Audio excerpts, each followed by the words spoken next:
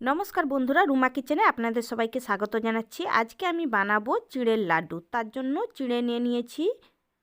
চিড়েগুলোকে কড়াই ভেজে নিচ্ছি, শুকনো কড়াতে ভেজে নেব।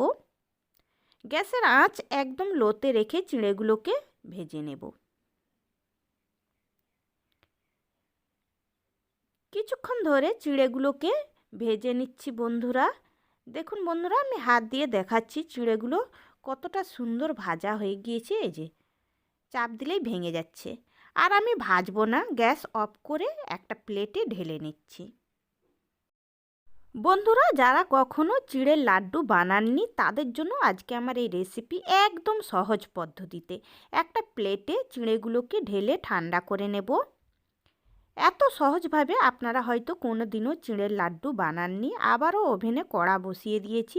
কড়াতে গুড় দিয়ে দিচ্ছি। আজকে আমি খেজুর গুড় দিয়ে চিড়ের লাড্ডুগুলো বানাবো।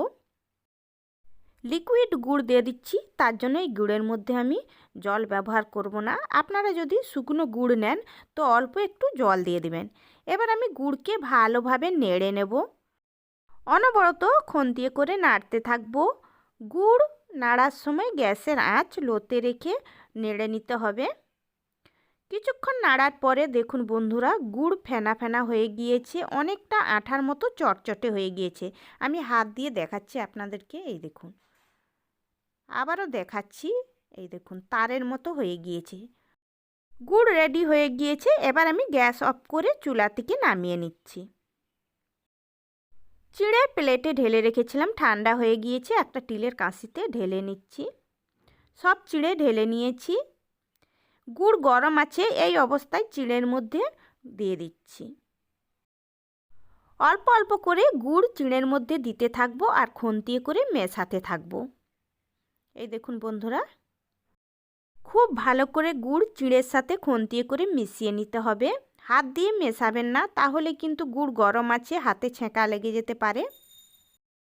বন্ধুরা, যারা ভাবছেন চিড়ের লাড্ডু বানানো খুবই কঠিন ব্যাপার, তারা এইভাবে বানিয়ে একবার দেখবেন কতটা সহজ। একটা বাটিতে ঠান্ডা জল নিয়ে হাত ডুবিয়ে এবার আমি চিড়ের লাড্ডুগুলো পাকিয়ে নিচ্ছি। কত সহজ লাড্ডুগুলো পাকানো। এই দেখুন বন্ধুরা, আমি কত সহজভাবে একটা লাড্ডু পাকিয়ে নিয়েছি। এই দেখুন, একইভাবে আমি সব লাড্ডুগুলোকে পাকিয়ে নিচ্ছি। যেসব বন্ধুরা আমার চ্যানেলে নতুন, এখনও পর্যন্ত আমার চ্যানেলটিকে সাবস্ক্রাইব করেননি, আমার রেসিপিটি আপনাদের যদি ভালো লাগে অবশ্যই আমার চ্যানেলটিকে সাবস্ক্রাইব করে দেবেন। এবং আমার রেসিপি আপনাদের কেমন লাগলো অবশ্যই কমেন্ট করে জানাবেন। ভালো লাগলে লাইক শেয়ার করে দেবেন।